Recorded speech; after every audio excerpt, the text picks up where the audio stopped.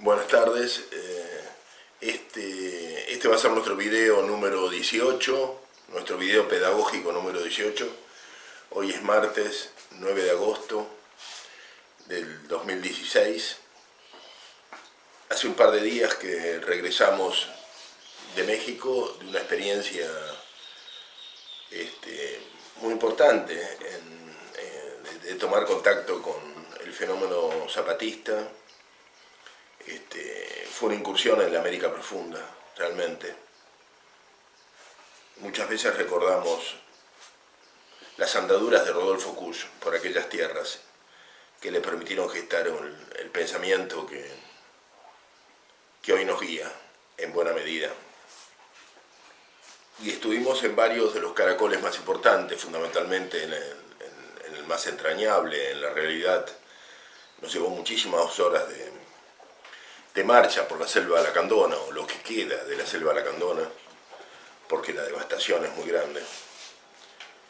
Y estuvimos allí, en la realidad, en el más profundo, en aquel donde lo mataron al maestro Galeano, tratando de entender qué había pasado con UNORCA, esta organización sindical tabacalera que pertenece a la Vía Campesina y cuyos hombres asesinaron al maestro por excelencia del zapatismo y destruyeron su escuela campesina, que ha sido reconstruida. La vieja escuela está allí como testimonio. La comunidad permanece dividida y el dolor también permanece. Ha sido una de las causas por las cuales el subcomandante Marcos ahora es el subcomandante Galeano. La Vía Campesina repudió el hecho, pero en realidad nunca se terminó de aclarar. La UNORCA continúa siendo la Vía Campesina, y esto ha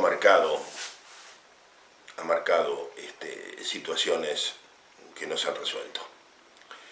Y definitivamente lo que encontramos es otro camino. De esto quería hablar y por esto comencé mencionando estas confrontaciones, porque volvimos convencidos de que en México se está reencontrando un camino revolucionario. Después de 150 años de marxismo, están haciendo otra cosa, una cosa muy fuerte que reencuentra viejas tradiciones y que reencuentra usos y costumbres de los pueblos del tercer mundo, sus memorias, reivindica sus culturas.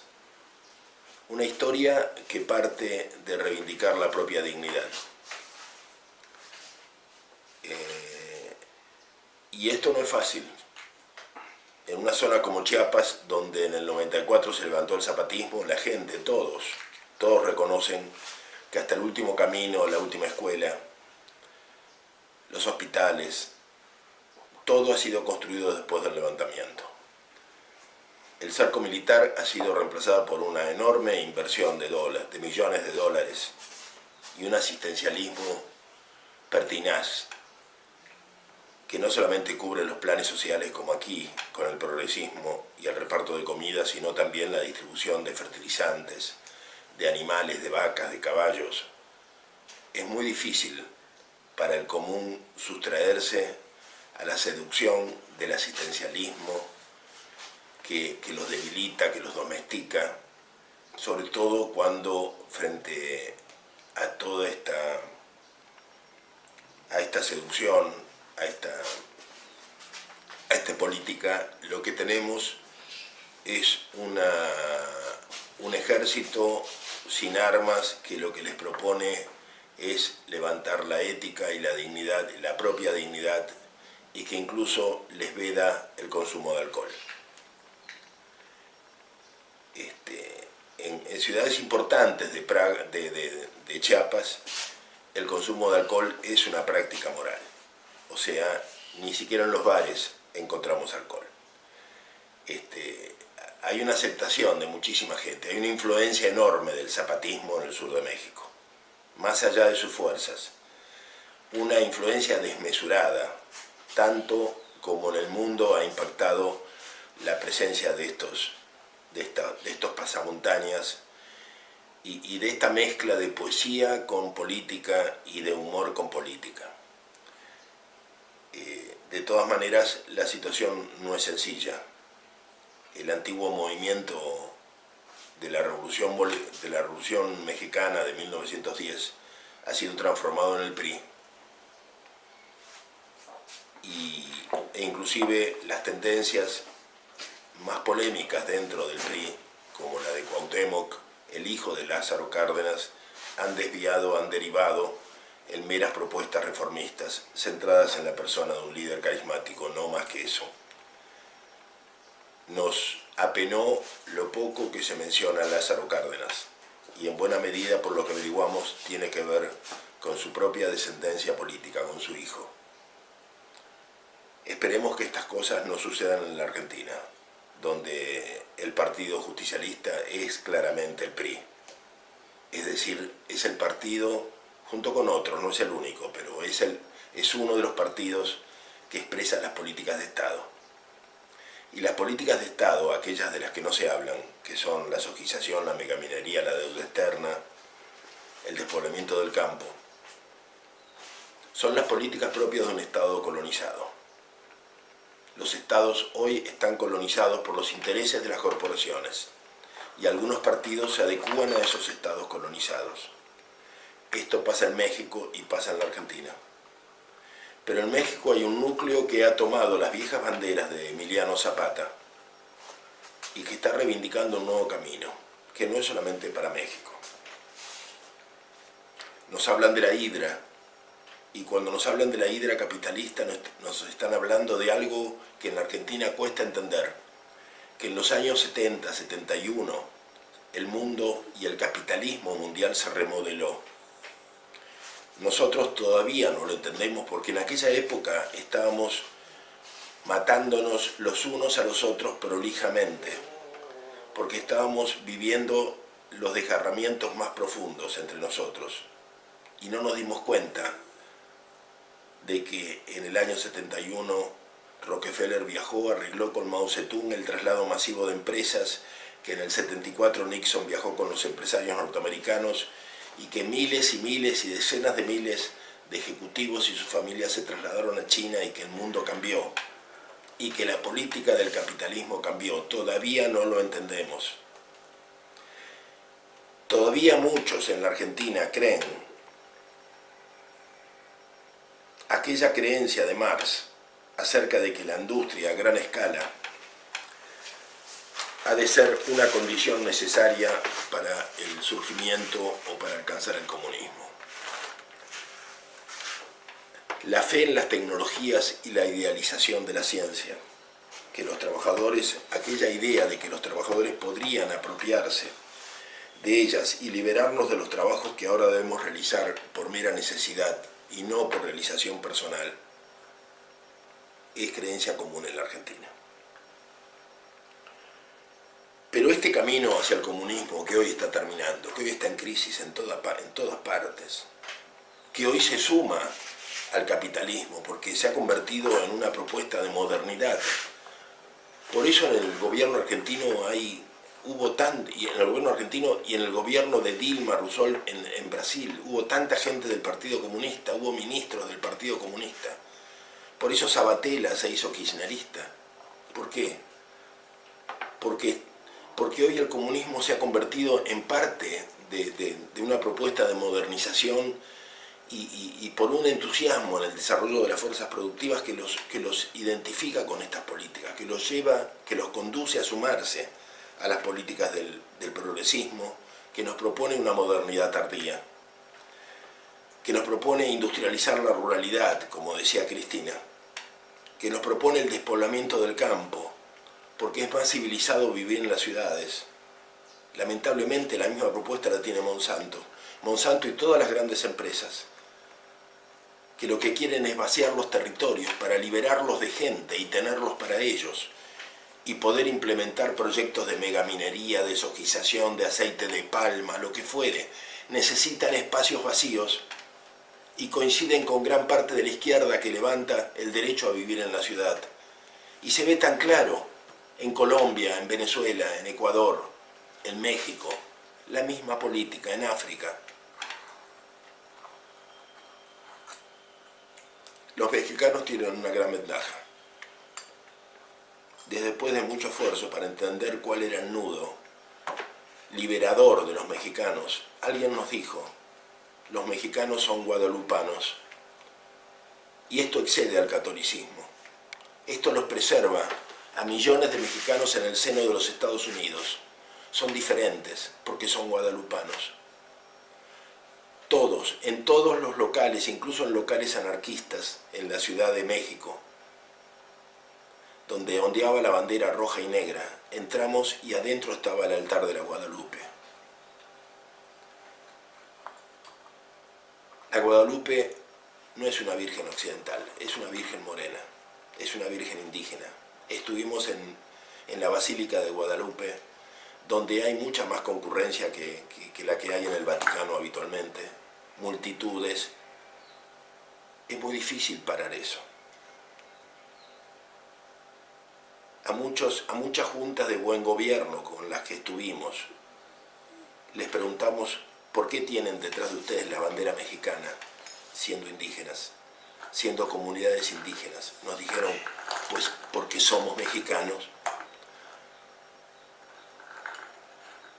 Los envidiábamos frente a una Argentina que es un mosaico de fragmentos, en la que nos han dividido, en la que nosotros a la izquierda le hablamos de revolución y nos responden sobre el matrimonio igualitario, el matrimonio homosexual, donde insistimos en hablar de revolución y nos hablan del aborto, donde persistimos en hablar de revolución y nos hablan del derecho a vivir en la ciudad. La izquierda dejó de entender. La izquierda coincide con el interés de las corporaciones y deviene funcional a las necesidades del nuevo imperio, lamentablemente. Yo creo que el zapatismo entronca entonces con un nuevo proceso que está surgiendo y que habíamos visto en España. Frente a la propuesta del comunismo tradicional, los procomunes. En México se habla de los ejidos sociales. Los ejidos sociales tienen que ver con la herencia española de los procomunes, el comunal, del que tanto hemos hablado, la tierra campesina que es de todos. La expropiación del comunal por el Estado dio surgimiento al Estado español. También la constitución del Estado mexicano se hizo sobre la expropiación del ejido social, pero muchos quedan, las costumbres, la raíz, la raigambre está allí, hay muchos ejidos sociales. El campesino todavía pelea por sus tierras y las tierras son comunes o pretenden serlo. Una sociedad de los procomunes es naturalmente democrática, tiende a ser democrática, tiende al mandar obedeciendo de los zapatistas. Esa es otra sociedad, es diferente a la del marxismo-leninismo con la que hemos polemizado tanto en la Argentina. Esta es otra sociedad, es una sociedad de democracias directas, de vida rural, donde cada hombre que corta un árbol debe plantar dos, donde cada hombre debe producir algo de lo que consume. Estuvimos con Gustavo Esteva, el filósofo vivo probablemente más importante del México actual. Nos dio semillas, nos explicó que el 60% de lo que él consume lo produce en su propia casa, entre su mujer y él, y tiene 80 años. Es un proceso de dignidad, de ética.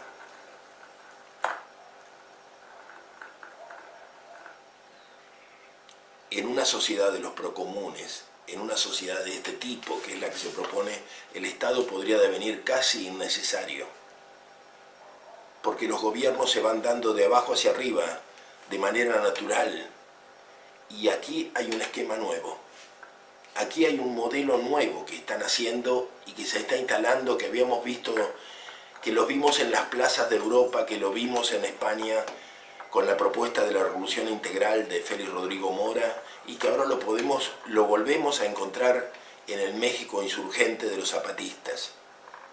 Desde los ejidos sociales, de los procomunes, a través de las democracias directas, de la horizontalidad, del mandar obedeciendo, de los consejos de buen gobierno, una nueva sociedad se está diseñando, convivencial. Una sociedad que visualiza al capitalismo como algo que se desmadró, que se visualiza al capitalismo como algo que se fue de madre, y que la derecha, como en el caso de Trump o de Temer, están tratando como de volver a retomarlo, o en el caso de Macri. O sea, las nuevas derechas están tratando de ver cómo manejan esta situación que se ha ido de madre, que se salió del cauce. Esta es la situación. Esa es la preocupación de ellos. La nuestra es la de construir otro mundo. Ya directamente estamos en eso. Construir una nueva propuesta de sociedad. Y esa sociedad es fundamentalmente convivencial. El pensamiento que rige entonces en México, tengo aquí el libro de Iván Illich. Iván Illich es el gran pensador que generó este esquema de convivencialidad en el México actual, que es el que permite hoy, o el que posibilita la formación de jóvenes campesinos del zapatismo, que nos dicen una y otra vez que están sembrando sueños para cosechar esperanzas. Lo que encontramos es una revolución en marcha, que nos dice que ya ganaron. Es una revolución alegre, llena de esperanzas, de certezas. Una y otra vez un anciano de 80 años, un filósofo, nos repetía: ya ganamos. Cada joven que construye un baño seco o que vuelve al campo, cada joven que hace la huerta, cada joven que aprende a comer sano, es uno nuevo en este movimiento que inevitablemente va a ganar. Una verdadera revolución en marcha de la cual volvimos con el corazón repleto de nuevos sueños. Un verdadero camino con corazón. Gracias.